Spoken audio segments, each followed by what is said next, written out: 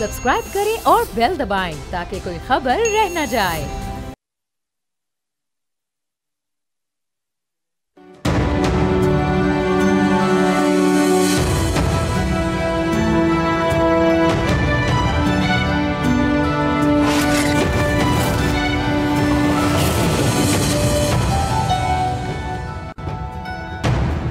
छब्बीसवीं आईनी तरमीम नाफिज हो चुकी है मगर अभी तक मुकम्मल तौर पर रोल आउट नहीं हुई है। इस ट्रांजिशन पीरियड में पीटीआई मौके की तलाश में है, जबकि हुकूमत की सफों में बेचैनी की झलक दिखाई दे रही है। नए चीफ जस्टिस ने आते ही पुरानी प्रैक्टिस एंड प्रोसीजर कमेटी बहाल कर दी है। आईनी बेंचेस की तश्कील अभी होना है और इससे पहले ही सलमान अकरम राजा ने सुप्रीम कोर्ट के सामने 2 दरख्वास्तें रख दी हैं।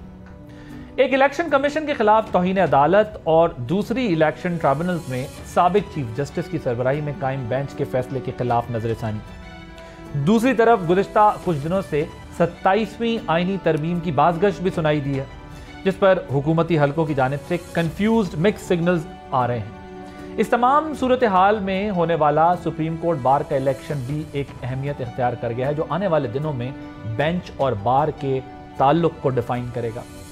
इस दौरान पीटीआई से डील और ढील की कयास आराइयां भी जन्म ले रही हैं। देखना है कि हुकूमत इस सारे मामले को कैसे लेती है और कैसे रिस्पॉन्ड करने का रखती है। आप देख रहे हैं बोल आदिल अब्बासी के साथ। इतवार को होने वाली शहबाज बिलावल मुलाकात के बाद राना सनाउल्लाह ने बताया कि दोनों रहनुमाओं के दरमियान 26वीं आईनी तरमीम पर तवज्जो देने पर फोकस किया गया है। यह फैसला हुआ है कि खुर्शीद शाह की सरबराही में कायम पार्लिमानी कमेटी काम जारी रखेगी, जिसके बाद 27वीं आईनी तरमीम की कयास आराइयां जोर पकड़ गई हैं। वज़ीर कानून ने गुज़िश्ता रोज इन अफवाहों की तरदीद की, लेकिन दीगर कुछ वज़रा ने इस ऑप्शन को मुस्तरद नहीं किया। क्या हुकूमत महसूस कर रही है कि 26वीं आईनी तरमीम को मजीद कानून साजी के जरिए मजबूत बनाया जाए? अगर ऐसा है तो इसकी वजूहात कानूनी है या सियासी? क्योंकि ख्वाजा आसिफ के खदशात 26वीं तरमीम के बाद भी दूर नहीं हो रहे। ख्वाजा आसिफ ने बुशरा बीबी की पेशावर मुंतकली पर डील या ढील का इंप्रेशन दिया है। हो क्या रहा है, इस तमाम मामले में बात करेंगे। हमारे साथ स्टूडियोज में मौजूद हैं नेशनल असम्बली पाकिस्तान तहरीक इंसाफ शाहिद खटक साहब, इख्तियार वली साहब, रहनुमा पाकिस्तान मुस्लिम लीग नवाज। आप दोनों को बहुत शुक्रिया। प्रोग्राम के दूसरे हिस्से में हम और इशूज़ के ऊपर बात करेंगे। मैं ज़रा प्रोग्राम का आगाज़ जो है वो आपसे करना चाहूँगा। इख्तियार वली साहब, मुझे ये बताइएगा, ये जो 27वीं आईनी तरमीम है, इसमें क्यों मिक्स सिग्नल्स दिए जा रहे हैं? कन्फ्यूजन का शिकार आप लोग क्यों हैं? और अभी तक खुर्शीद शाह साहब को कमेटी बरकरार रखने का कहा गया है, क्या कन्फ्यूजन है इसमें? Thank you very much Adil भाई। There is no confusion. Confusion तो इसलिए नहीं कि अभी तो एक चीज़ उसका ड्राफ्ट भी नहीं तैयार, अभी उसका आना भी है और उस पर भी जो है तो वो भी वो कहते हैं ना कि अभी नो मौलूद भी नहीं है। ये तो अभी सिर्फ आगाज ही बहस का हुआ है कि 27वीं आईनी तरमीम की जरूरत है। कुछ चीजें, ये जो कॉन्स्टिट्यूशनल मामलात होते हैं, लॉ मेकिंग जब होती है, जब आप आइन बनाते हैं, तो ये एक कंटिन्यूस प्रोसेस होता है।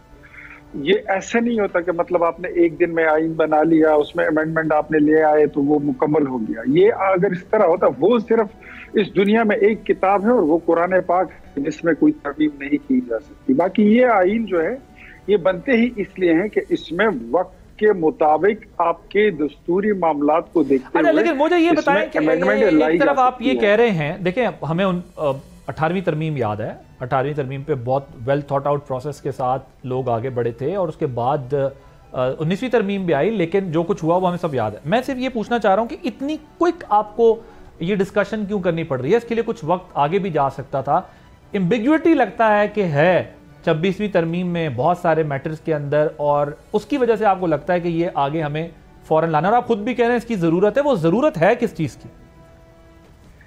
देखिए, जिस तरह आप क्रिकेट मैच में जाते हैं, if you are a player of cricket, if you are a player of hockey और फुटबॉल, तो आपको हर मैच खेलने के बाद अपनी परफॉर्मेंस को मजीद बेटर बनाने की आपको जरूरत महसूस कि मेरी ये गलती हुई है, इसमें ये कमी रह गई है, इस मैच में ये मेरी कोताही चीज लैक कर रही थी, तो अगले वाले में नहीं। मैं वो ये आपको बताने लगा, आपने 18वीं तरमीम की बात की, तो इसी तरह जब आप یہ کانسٹیٹیوشنل امینڈمنٹس لاتے ہیں، لا میکنگ کرتے ہیں، تو اس میں آپ کو وقتاً فوقتاً فیل ہوتا ہے کہ ہمیں اور مزید کیا کرنا چاہیے. پارلیمنٹ جو ہے اس کا اصل کام نالیاں سڑکیں بنانا یہ نہیں ہے، اس کا بنیادی کام تو لا میکنگ ہے. 26ویں آئینی ترمیم میں آپ کے خیال میں کیا بال بیٹ پہ پوری نہیں آئی، مڈل نہیں ہوئی، کیا ہوا ہے؟ سلو آئی ہے بال یا رنز ایوریج سے کم ہیں آپ لوگوں کے؟ کیا ہے؟ چلیں میں کرکٹنگ ٹرم میں آپ سے بات کریں. اچھا میں آپ کو بتاتا ہوں.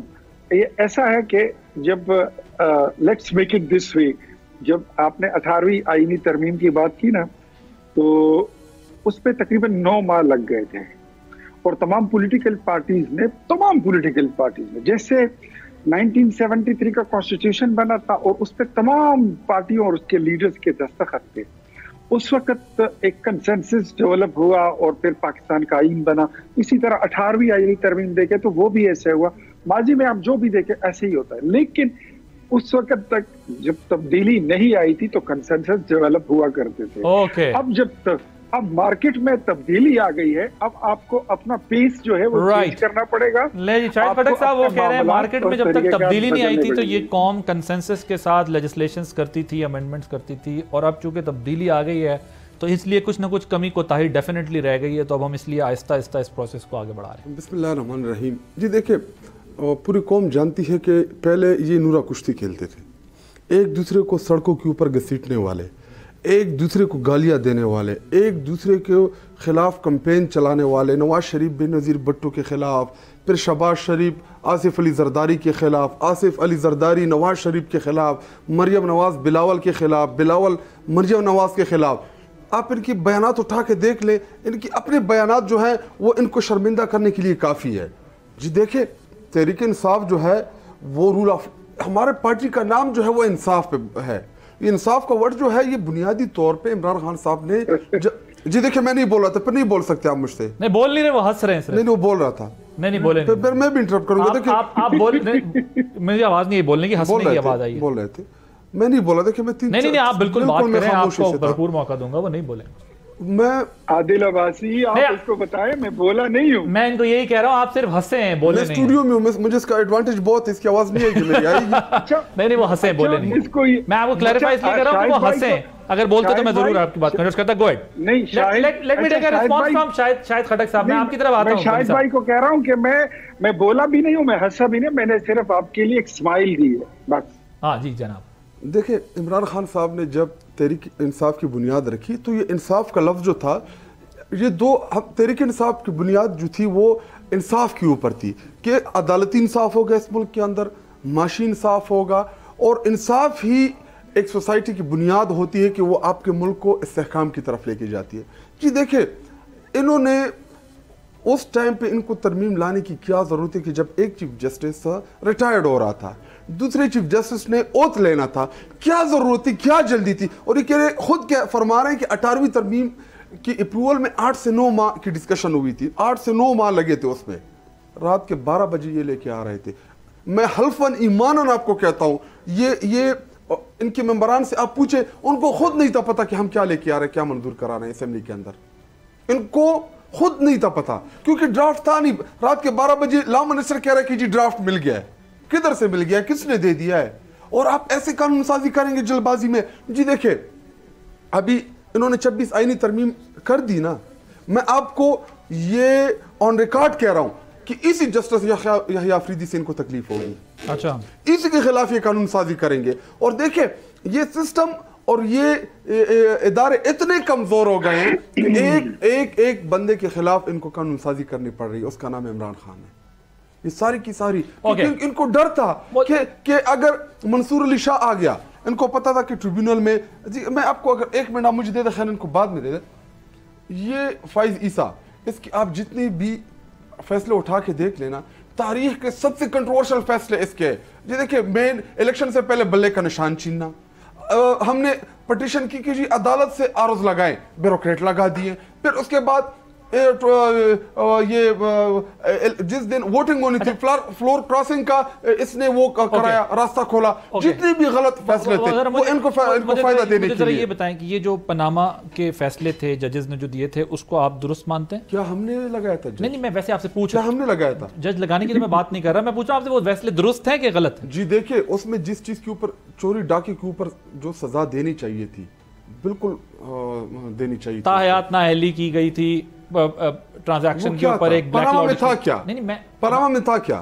پاناما پاکستان، آپ پاکستان کی میڈیا نے تو نہیں لیک آؤٹ کیا تھا؟ ٹھیک ہے بالکل انٹرنیشنل میڈیا میں آئی۔ کیا صرف نواز شریف پاناما کا شکار ہوا؟ میں آپ سے یہ عرض کر رہا ہوں کیا صرف پاناما کا شکار نواز شریف ہوا؟ نہیں وہ آپ کی بات ٹھیک ہے، پوری دنیا کی سٹوری تھی۔ میں آپ سے یہ کہہ رہا ہوں کہ وہ فیصلہ آپ کو عدالت کا درست لگتا ہے؟ جی دیکھیں ان کو جانا چاہیے تھا عدالتوں سے وہ کرتے رجوع کرتے، وہ عدالت ہی گئے تھے۔ جی ہمارا تو کوئی لینے دینا نہیں، وہ تو چیف جسٹس کا فیصلہ تھا، ہمارا تو نہیں تھا۔ وہ بیسیکلی تو آپ لوگ گئے نا عدالت لے کے یہ سارا، ہاں ہم لے کے گئے اور آپ اس کو درست سمجھتے ہیں؟ جی دیکھیں اچھا ابھی جو اس وقت ہمارے سامنے سچویشن ہے بڑی انٹرسٹنگ ہے کہ آپ چاہتے ہیں کہ آپ پریکٹس اینڈ پروسیجر کمیٹی جو ہے ابھی اسی کے سامنے اپنے مسائل لے کے جانا چاہتے ہیں، اور آپ جو یہ ٹرانزیشن میں پی ٹی آئی کو موقع کی تلاش میں اس سے پہلے آئینی بینچز بنے، جوڈیشل کمیشن والا مسئلہ اس سے پہلے ہی آپ چاہتے ہیں کہ یہ آپ کے سامنے جو کرائسس ہے وہ ریزالو، جیسے آپ کنٹیمپٹ لے کے چلے گئے ہیں، ریویو میں چلے گئے ہیں؟ جی دیکھیں اسی عدالت نے لارجر بینچ نے فیصلہ کیا کہ تحریک انصاف کو آپ مخصوص نشستیں دے دیں، کیا ہمیں ملی؟ اسی عدالت نے کہا کہ جی 15 دن کے اندر یہ تحریک انصاف یا کوئی بھی جماعت جو 42 ایم این ایس تھے جوائن کرا، اس کو امپلیمنٹ کرنا کس کا کام تھا؟ چیف جسٹس کا کام تھا، اسی کی سربراہی میں بینچ بنا تھا۔ جی دیکھیں جب آپ اپنے فیصلوں کو امپلیمنٹ نہیں کرائیں گے، اس سے پہلے سپریم کورٹ آف پاکستان نے 90 دن کے اندر انتخابات کا حکم دیا، کیا سپریم کورٹ کیا فائز عیسیٰ نے وہ امپلیمنٹ کرایا؟ اس وقت تو آپ کے پسندیدہ جج بندیال صاحب تھے۔ جی دی وہ تو ریٹائرڈ ہو گئے، اس کے بعد بالکل ہو گئے، لیکن میں کہہ رہا ہوں کہ وہ اس کے بعد کام کس کا؟ جی دی بندیال کو ہم نے نہیں لگایا تھا، بندیال ہمارا نامینی نہیں تھا، بندیال جو ہے جو جوڈیشری کا جو طریقہ کار تھا اسی کے طریقہ کار کے اوپر وہ لگے تھے، ہم نے تو نہیں لگایا تھا۔ نہیں وہ ٹھیک ہے، لیکن میں یہ کہہ رہا ہوں کہ آپ کی نزدیک وہ اچھے جج تھے نا، لیکن وہ امپلیمنٹ نہیں کرا سکتے تھے اپنا 90 ڈیز کا لگا۔ جی ہمارا کوئی فیورٹ جج نہیں ہے، جی جو آئین اور قانون کے مطابق فیصلے کرے گا وہی ہمارے لیے اچھا جج ہے۔ وہ کہہ رہے ہیں جو آئین اور قانون کے مطابق فیصلے کریں گے وہی ہمارے لیے اچھے جج ہیں، اور اس کے علاوہ جو ہے وہ ہم کسی کی سائیڈ پہ نہیں۔ یہ شاہد بھائی جو باتیں کر رہے ہیں، میں ان کی آج کی باتیں سن رہا ہوں، اور ان کا جو گزشتہ ٹینور ہے 4.25 سال کا وہ میرے ذہن میں گھوم رہا ہے۔ تو دونوں چیزیں آپس میں وہ چائنا کی بٹن کی طرح ٹچ کر کے بیٹھ نہیں رہی ہیں، مل نہیں رہی ہیں۔ شاہد صاحب مجھے یہ بتائیے، سب سے پہلے تو بات کرتے ہیں نا، دیکھیں تحریک انصاف جس کی حمایت میں آئی ہے وہ بندہ ذلیل ہو کے رہ جاتا ہے۔ آپ کی حمایت نے ثاقب نثار کو کہاں پہنچا دیا، آپ کی حمایت نے عمر عطا بندیال کو کہاں پہنچا دیا، آپ کی حمایت نے جنرل فیض کا کورٹ مارشل کرا دیا ہے، آپ کی حمایت نے، اب اللہ خیر کرے کہ جسٹس منصور جیسے قابل اور اچھے انسان کا میری دعا ہے کہ ان کو آپ کی حمایت اب نہ، آپ یہ کہہ رہے ہیں ہوئے تم دوست جس کے، حمایت جواب دوں؟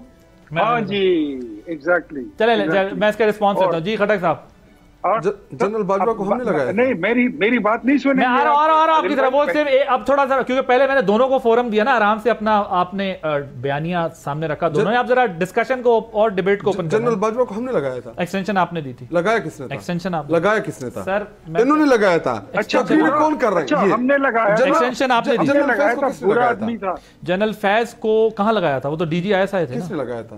وہ تو فوج لگاتی ہے، ڈی جی آئی فوج لگاتی ہے، وزیر اعظم کے ایڈوائس پہ لگاتی ہے۔ جی تو دیکھیں طریقہ کار اسی طریقہ کار پہ لگے گا، فوج ایڈوائس دیتی ہے نا، روٹین ہی چلی ہے۔ وزیر اعظم نام دیتے ہیں نا، ریکمنڈ کون کرتے ہیں؟ عربی چیف ہی ریکمنڈ کرتے ہیں، تو کیا ہم نے لگایا ہے؟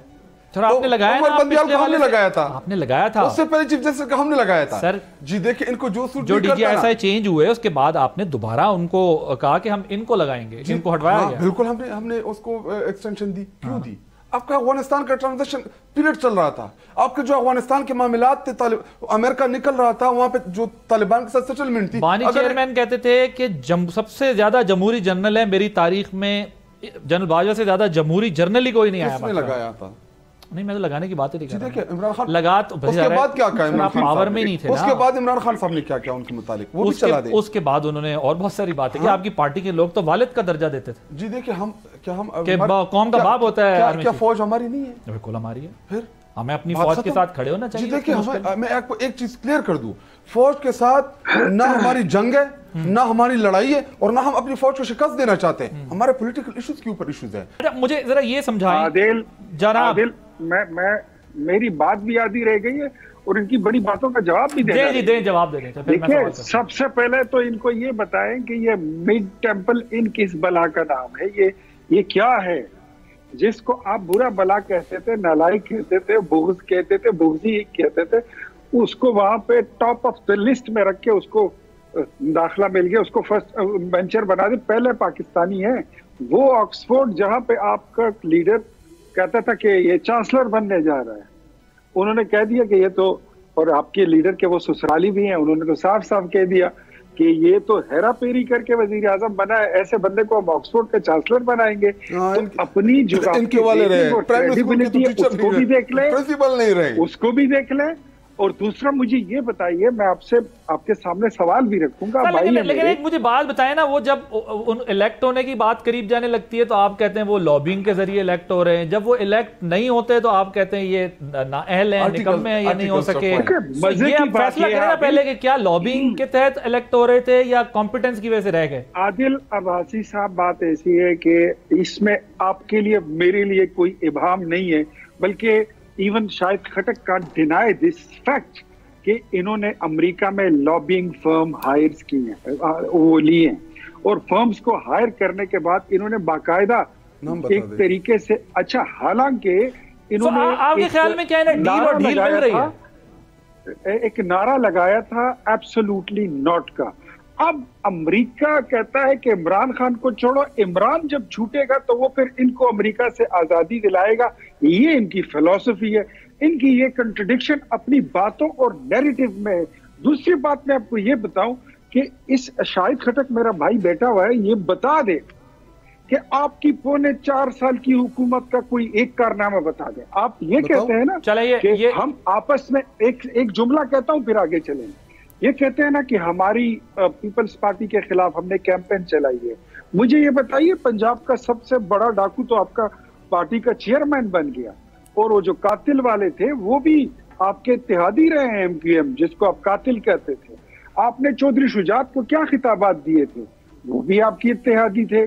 آپ کا وہ ہر, میرے خیال میں جو سٹیٹمنٹ آپ کے لیڈر نے دی ہے, نیریٹو لیا تھا اور الیکشن میں اس کا سلوگن تھا, کوئی ایک چیز آپ مجھے چلے میں شاید خٹک صاحب سے اس کے جواب لیتا ہوں جس میں آپ نے یو ٹرن نہیں لیا. جی دیکھیں, اگر میں آپ کو اپنے کامیابیاں گنانا شروع کر دوں تو اس کے لیے آپ کو میرے ساتھ الگ پروگرام کرانا, کیونکہ ابھی وقت موضوع کچھ اور ہے. موضوع کچھ اور ہے. صرف میرا ایک سوال, ہم جس دن ہماری حکومت گئی, ہمیں بے دخل کیا عمران خان صاحب کو, ڈالر کا ریٹ کیا تھا آپ چیک کریں, 152 اور 153. آج کیا ہے 282.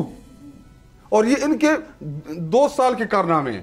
ہم جب جا رہے تھے اسٹاک ایکسچینج کی کیا پوزیشن تھی, ہم جب جا رہے تھے ریمیٹنسز کی کیا پوزیشن تھی, ہم جب جا رہے تھے معیشت کی کیا حالات تھی, موڈیز کیا کر رہے تھے, انٹرنیشنل دنیا کیا کہہ رہی تھی.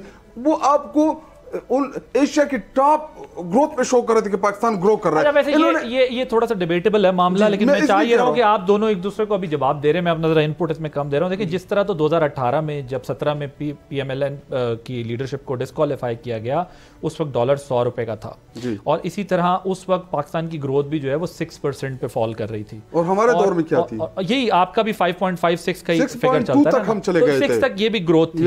ہمارا وہ پھر اکانومی پہ ایک لمبی بحث ہو جائے گی, کیونکہ ہمارا وہ ایک چکر ہوتا ہے, پھر اس کے بعد کرنٹ اکاؤنٹ ڈیفیسٹ اور وہ سارا کچھ. لیکن میں اس وقت اکانومی سے ہٹ کر ذرا آپ سے یہ پوچھنا چاہتا ہوں. ایک سوال میں بھی پوچھ لوں. جی ہم نے خیبر پختونخوا میں اور پھر اس کے بعد پاکستان میں پنجاب ہے, ہم نے صحت کارڈ جو ہمارے گورنمنٹ کا بہت اچھا ہے, اب جا کے پبلک سے پوچھ لے.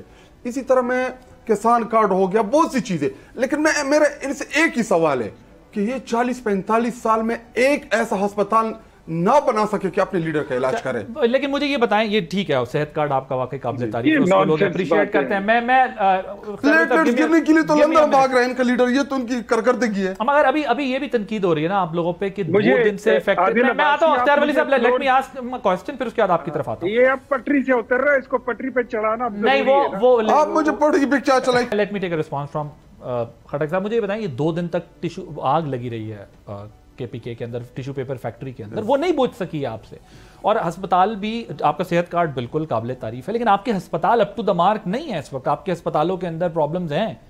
اور یہ مجھے بتائیں کہ یہ کس اور آپ کی خود پارٹی کے لوگ سنے اندر یہ بات کر رہے ہیں کہ آپ کے وزیر اعلیٰ کو فوکس کرنا چاہیے گورننس پہ، rather he is involved in this lower type of politics, پیٹی پالیٹکس کے اندر اسٹیٹمنٹس اور یہ سارا کچھ ہو رہا ہے. تو اس کو آپ نے ایڈریس کرنا ہے، گورننس ہے آپ کے. میں آپ کو بتاؤں جو ہمارے مین ہاسپٹل ہے خیبر پختونخوا کے 5-6 جو بڑے، میں آپ میرے ساتھ یہ کیمرہ لے کے جائیں گے، اگر ادھر 90 to 95% سیٹسفیکشن نہ ہوئی لوگوں کی تو میں سیاست چھوڑ دوں گا. ہاسپٹلز میں آپ کے؟ جی آپ میرے ساتھ جائیں، آپ پبلک سے پوچھیں، میں کھڑا ہوں گا کہ جی آپ سیٹسفائیڈ ہیں، آپ ان سے پوچھیں گے. بڑی آگ تو پوری دنیا دیکھ رہی ہے نا. جی آگ کا بھی میں بتاتا ہوں. جی دیکھیں ہمارے ادھر 20-25، میں ابھی عدالت سے ہو کے آیا ہوں، ہماری 20-25 ریسکیو کی جو مین بڑی گاڑیاں ہیں وہ انہوں نے پکڑی ہوئی ہیں.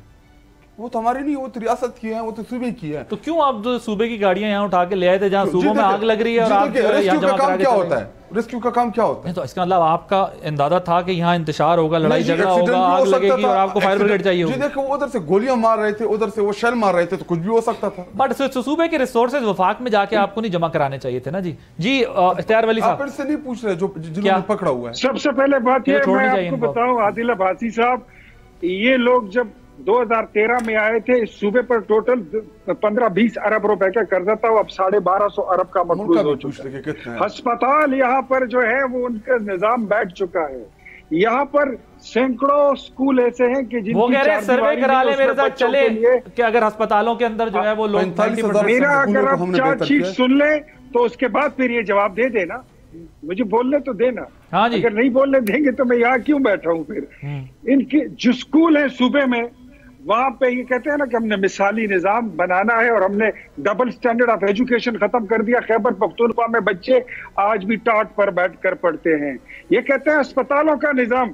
تو میں آپ کو کہتا ہوں کہ خیبر پختونخوا اس وقت ڈینگی میں جھلس رہا ہے. آپ اس وزیر اعلیٰ گنڈا پور کے فوکل پرسن ہے نا، آپ ان کے ترجمان ہیں. اس وقت آپ کے خیبر پختونخوا کے تمام مریض پنجاب اور اسلام آباد اور راول پنڈی میں پڑے ہوئے ہیں. آپ کے پاس کسی کو پیناڈول کی گولی دینے کی استطاعت نہیں ہے. آپ کے پاس صرف یہ ریسکیو کی گاڑیاں تھی. جب آپ وفاق پہ چڑھائی کرتے ہو آپ درخواست کریں، لکھیں، میں انشاءاللہ آپ کو گاڑیاں واپس کرتا ہوں، لیکن آئندہ کبھی ایسی گاڑیوں کو سیاست کی نظر مت کریں. آپ نے صوبے میں آپ نے گورننس ختم کر دی ہے، کوئی نظام نہیں ہے. آپ کے اپنے وزیر اعلیٰ اپنے حلقے میں ذرا چند جملے مجھے بولنے دیں عادل بھائی. یار آپ کو میں نے بھرپور موقع دیا، آپ ریپیٹ شو دیکھیں گے، دونوں کو برابر موقع دیا. آپ کے وزیر اعلیٰ خیبر پختونخوا عصر کے بعد اپنے حلقے میں باہر نہیں نکل سکتے ہیں. یہ آپ کے سیکیورٹی کے حالات ہیں، یہ آپ کی لا اینڈ آرڈر سچویشن ہے. اور اس مجھے یہ بتائیں کو دیے ہیں ان کو ٹھیکوں کی اور ٹھیکیداروں کی پڑی ہوئی ہے، وہ کمیشن لینے ادھر آ گئی ہے. اختیار ولی صاحب مجھے یہ بتائیں کہ یہ خواجہ آصف صاحب کون سی ڈیل اور ڈھیل کی بات کر رہے ہیں، پھر انہیں اتنا کنسرن کیوں ہے اگر معاملات سب اوکے ہیں؟ کون سی ڈیل اور ڈیل؟ وہ تو ڈیل اور ڈھیل کی بات کر رہے ہیں پی ٹی آئی کے معاملے میں. بشرا بی بی جو وہاں گئی ہیں پشاور، اس طرف بھی وہ یہی ہنٹ کر رہے ہیں. دیکھیں میں آپ کو ایک بات بتاتا ہوں، ہماری جماعت میں یہ بات بڑی سیریس جگہوں پہ ڈسکس ہوئی ہے کہ خواتین کو، بزرگوں کو، بچوں کو سیاست میں جتنا آپ باہر نکال سکتے ہیں ان کو آؤٹ ہی رکھے تو بہتر ہے. ہماری تو یہ کوشش ہے. وہ لوگ جو 9 مئی کے کرداروں میں سے ہیں ان کے لیے پھر معاملات کچھ اور ہیں. تو پھر خواجہ صاحب کیوں کنسرن شو کر رہے ہیں؟ خواجہ صاحب کی جو بات ہے وہ اپنی جگہ پہ درست ہے. ان کو ڈیل یا ڈیل جو بھی آپ کہیں، ہم پھر بھی یہ کوشش کرتے ہیں. کیا مل رہی ہے؟ میں یہ تو پوچھ رہا ہوں، ڈیل مل رہی ہے، ڈھیل مل رہی ہے؟ ڈیل جس میں ہے. جی شاید خٹک صاحب یور ٹیک آن. جی دیکھیں پہلی بات یہ کہ آپ ایسا کریں کہ آپ ڈیٹا منگوا لیں ریسنٹلی جو ڈینگی ہے، کہ ڈینگی کی کیسے اس ٹائم پہ سب سے زیادہ کہاں پر ہے. جی دیکھیں بیماریوں کے اوپر ہمیں سیاست نہیں کرنی چاہیے. نیشنل ڈیزاسٹر ہوتا ہے. ہمارے دور میں کووڈ آیا، آپ نے دیکھا پوری دنیا نے اس کی تعریف کی. ہماری پرفارمنس یہ تھی کہ پوری دنیا اس کو ریکگنائز کر رہی تھی. اگر ڈینگی ہو گئے خیبر پختونخوا میں تو ہمارے پاس سسٹم بھی ہے، ہم اپنے لوگوں کا علاج بھی کریں گے اور حفاظت بھی کریں گے. حالانکہ ڈینگی برادران کا نام تو ان کو ملا تھا ماضی میں، اگر آپ کو یاد ہو. جو ڈینگی برادران کیوں کہتے تھے کہ پنجاب کا انہوں نے بیڑا غرق کر دیا. جی دیکھیں ہم نے خیبر پختونخوا میں 40 سے 50 ہزار تک اسکولوں کی को बेहतर किया, बिल्डिंग वाइज मैं बात कर रहा हूँ। अच्छा मुझे ये बताइए, डील वाला जो मामला चल रहा है क्या हो रहा है? आपको डील मिल रही है, ढील मिल रही है? जी देखिए, इमरान खान साहब ने अगर डील करनी होती ना तो पिछले 15-16 महीने से जेल में ना होता। इनकी ख्वाहिश है कि कोई डील हो जाए, हमारी जान छूट जाए। जी देखिए, जब तक इमरान खान जेल से बाहर नहीं आएगा, जब तक इस मुल्क में पॉलिटिकल स्टेबिलिटी नहीं आएगी, आपकी इकोनॉमिकल स्टेबिलिटी नहीं आएगी। आपकी इकोनॉमिकल स्टेबिलिटी नहीं आएगी, आपके आम लोगों की ज़िंदगी में बेहतरी नहीं आएगी, क्योंकि डायरेक्टली प्रोपोर्शन है स्टेबिलिटी, पॉलिटिकल स्टेबिलिटी वर्सेस ये इकोनॉमिकल स्टेबिलिटी। जब देखिए इलेक्शन होता किस लिए? इलेक्शन इसीलिए होता है कि पॉलिटिकल स्टेबिलिटी आ जाए। जब आपने इलेक्शन ही चुरा लिया, फॉर्म 47 के जरिए इलेक्शन के ऊपर डाका डाल दिया, और बाकी आप परफॉर्मेंस की इनकी वो गैंग ऑफ 3 जो है उधर पंजाब में मरियम नवाज, एक है ना कि क्या है, और वो यही तो कह रहे हैं कि आप उनकी पॉलिटिकल स्टेबिलिटी जो इस वक्त है मुल्क के अंदर, उसी को खराब करने के लिए प्रोटेस्ट कर रहे हैं। अच्छा, आप हमें दीवार में चुन दे, हमें जेलों में डालें, हमें गिरफ्तार कर, हमारे लीडरशिप जेल में हो, और आप हमसे ये तब कर हम प्रोटेस्ट भी ना करें। ओके राइट, इख्तियार वली साहब 30 सेकंड, मैंने क्लोज करना है सेगमेंट।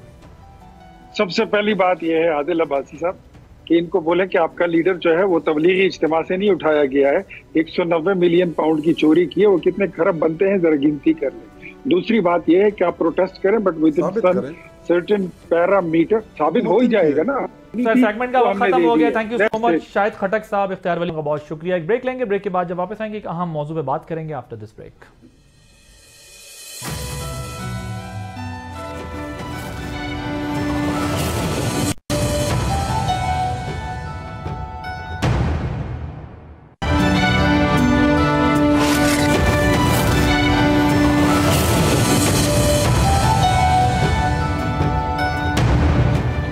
पीटीआई की कंफ्यूजन में वक्त के साथ साथ मजीद इजाफा हो रहा है। इसका वाज़े मज़हर हाल ही में पार्टी की जानिब से लिए जाने वाले कई यू टर्न्स हैं। गुज़िश्ता कई माह से पार्टी की लीडरशिप और वर्कर्स के दरमियान एतमाद का फुकदान नजर आ रहा था, तो बानी समेत तमाम लीडरशिप इसे प्रोपेगेंडा और तकसीम की साजिश करार देकर रद्द कर रही थी।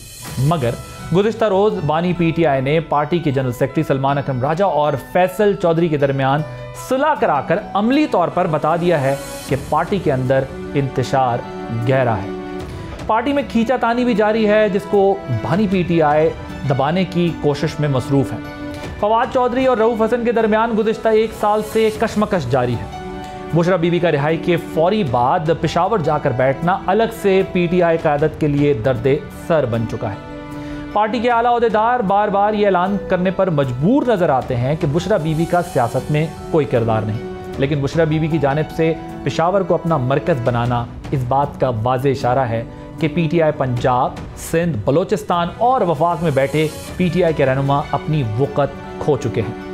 पार्टी लीडरशिप बुशरा बीबी की हिदायत को मानना और ना ही इनकार करने की पोजीशन में है, जिसके असरात आपको आने वाले दिनों में मज़ीद गहरे और वाज़े होते हुए नज़र आएंगे। ये सूरत हाल जेल में बंद पीटीआई के बस से बाहर दिखाई देती है। जो चेयरमैन हैं उनकी उससे दस्तरस से ये चीज़ बाहर दिखाई देती है, क्योंकि हर कोई ख़ुद को बानी पीटीआई का मुतबादिल बनाने की दौड़ में लगा दिखाई देता है। एक दूसरे से आगे बढ़ने की कोशिशें जो है वो हमें दिखाई देती हैं, चाहे वो लीडरशिप हो, कारकुनान को हर बंदा कोशिश कर रहा है कि अपना ईंधन बनाए, इस्तेमाल करे, बग़ैर सोचे समझे। लीडरलेस क्राउड को जो है वो कॉल दी जाती है, उसके बाद लीडरशिप जो है वो उस जगह से, उस मकाम से निकल जाती है और क्राउड जो है वो फैल जाता है और उनको नहीं समझ आता कि क्या करना है। डिजिटल पे लीडरशिप अलग है, मुल्क से बाहर अमेरिका बरतानिया में लीडरशिप अलग है, मुल्क के अंदर सूबाई हुकूमत वाली लीडरशिप अलग है, वकला की लीडरशिप अलग है। तो ये जो तकसीम और इंतशार की सूरत हमारे सामने आ रही है, ये एक अजीब सा माहौल पैदा कर रही है। अब एक बार फिर पेशावर में जलसे का ऐलान किया गया है। क्या केपी से बाहर लोगों ने पीटीआई का बयानिया मुस्तरद कर दिया है? अपनी हुकूमत का इस्तेमाल करके पावर शो करने का क्या मकसद हो सकता है, इसके अलावा कि ये जानते हुए कि सूबा खैबर पख्तूनख्वा के जो हालात हैं इस वक्त वो दहशतगर्दी का शिकार है। ऐसी सूरत हाल में खैबर पख्तूनख्वा हुकूमत और उसके वज़ीर आला बानी पीटीआई से आगे देखने से कासिर दिखाई दे रहे हैं। गवर्नेंस पे बहुत सवालात हैं, वहाँ बहुत मुश्किलात और मसाइल हैं। केपी हुकूमत गुज़िश्ता दिनों एक टिश्यू पेपर फैक्ट्री में लगी आग को 2 दिन तक काबू पाने में जो है वो उसके नाकाम रही है। اور मुबैना तौर पर सूबे की जो फायर ब्रिगेड्स हैं या तो दीगर सूबों पर ले जाने के लिए खड़ी की गई हैं या दीगर शहरों में एहतजाज के दौरान जो है वो पकड़ी गई हैं। तो एक ऐसे वक्त में जब मुल्क के माशी शारिये बेहतरी की जानिब गामज़न हैं, जो आपके इंडिकेटर्स हैं वो बेटर दिखाई दे रहे हैं और इकनॉमिक इंडिकेटर्स अगर बेटर होंगे तो इस मुल्क में स्टेबिलिटी आएगी तो पॉलिटिकल ग्राउंड्स अच्छे होंगे। अगर पॉलिटिकल ग्राउंड्स अच्छे होंगे उसके बाद आप अगर पावर में आते हैं तो आपके लिए गवर्नेंस बेटर करने का और अच्छी गवर्नेंस करने का एक मौका होगा। लेकिन अगर हम देखें जिस तरीके से ये सब मामला चल रहे हैं और जो एक बार फिर एहतजाज, धरने और इस किस्म की जो कोशिश की जा रही है, उससे जो पॉलिटिकल स्टेबिलिटी है वो और इकनॉमिक स्टेबिलिटी दोनों, उसको धचका लगता है। पॉलिटिकल पार्टीज़ एक दूसरे से इख्तिलाफ़ करती हैं, एहतजाज करती हैं, बिल्कुल एहतजाज करना चाहिए, एक तरीक़ा कार और दायरे में बिल्कुल करना चाहिए, लेकिन एहतजाज का रुख ऐसा नहीं करना चाहिए कि इकनॉमिक इंडिकेटर्स जो है वो इफ़ेक्ट करना शुरू हो जाए, क्योंकि आज किसी की हुकूमत है तो कल किसी और की हुकूमत होगी और आपकी अपनी हुकूमत भी हो सकती है। तो जो नेशनल इंटरेस्ट है उसको प्रोटेक्ट करते हुए पॉलिटिक्स जो है वो करनी चाहिए। अब अगर हम ज़रा देखें इस दिनों में डेवलपमेंट्स हुई हैं, जिस तरह सऊदी इन्वेस्टमेंट की बात हुई है, मलेशियन प्राइम मिनिस्टर का विज़िट हुआ है, चाइनीज़ प्रीमियर यहाँ आए हैं, SCO हुई है और रूस की जानिब से जो है वो पाकिस्तान के अंदर बड़ा इंटरेस्ट शो किया जा रहा है। तो इस तमाम कॉन्टेक्स्ट में जहाँ पर पाकिस्तान के इकनॉमिक इंडिकेटर्स बेटर होने की साइंस मिल रही हैं, निशानियाँ मिल रही हैं, PTI को सोचना पड़ेगा कि ऐसी पॉलिटिक्स ना करे जिससे PTI को भी नुकसान हो और मईशत को भी नुकसान हो। जिस तरीके से इस वक्त PTI अपने मामलात पॉलिटिकल सोल्यूशन की तरफ करने की कोशिश कर रही है, अगर होता है तो बहुत अच्छी बात है, क्योंकि एहतजाज से ना माजी में कुछ हासिल हुआ, ऐसे एहतजाज से जिसमें जो है वो इंतशार का एलिमेंट हो ना, अब जो है वो कुछ हासिल हो सकेगा। तो नेशनल इंटरेस्ट को जो है वो प्रोटेक्ट रख कर अपनी पॉलिटिक्स करनी चाहिए ताकि मुल्क के मफाद को जो है वो नुकसान ना पहुँचे। एक ब्रेक लेंगे, ब्रेक के बाद जब वापस आएंगे तो फ़ज़ाई आलूदगी से लाहौर जो है वो बहुत परेशानी का शिकार है और शहरियों का वहाँ पे दम घुट रहा है। इस इशू पर बात करेंगे after this short break.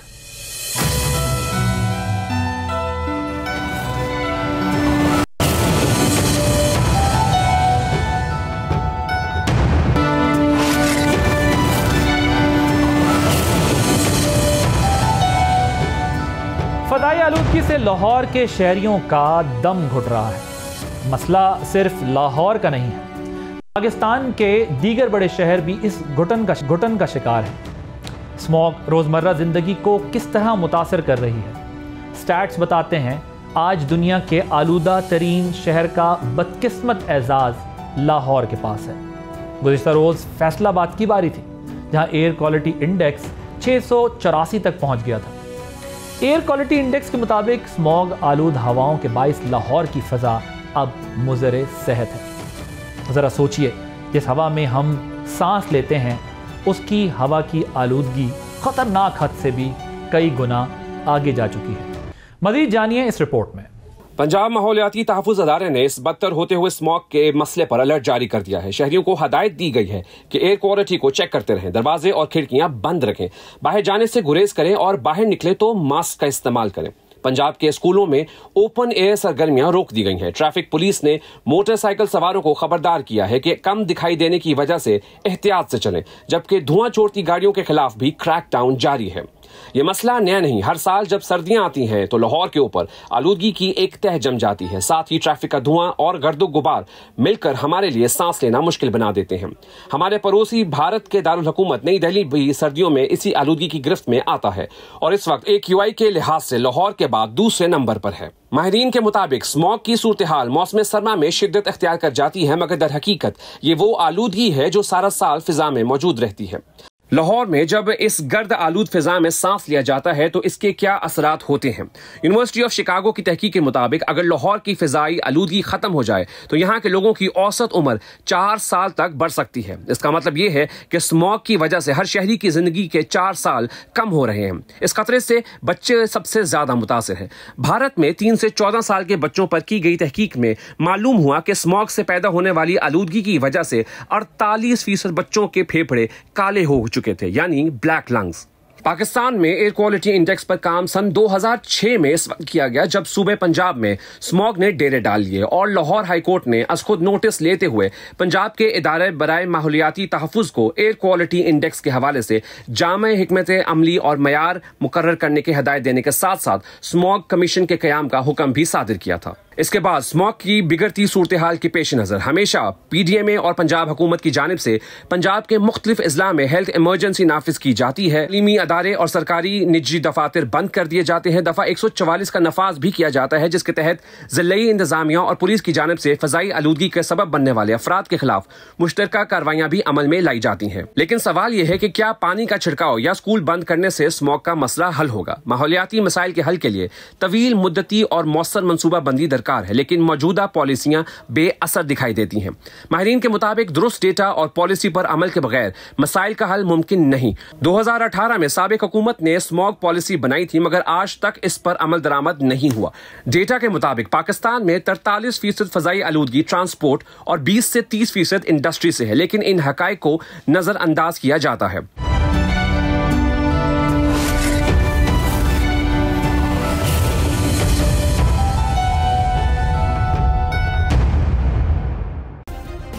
Subscribe करें और बेल दबाएं ताकि कोई खबर रह न जाए।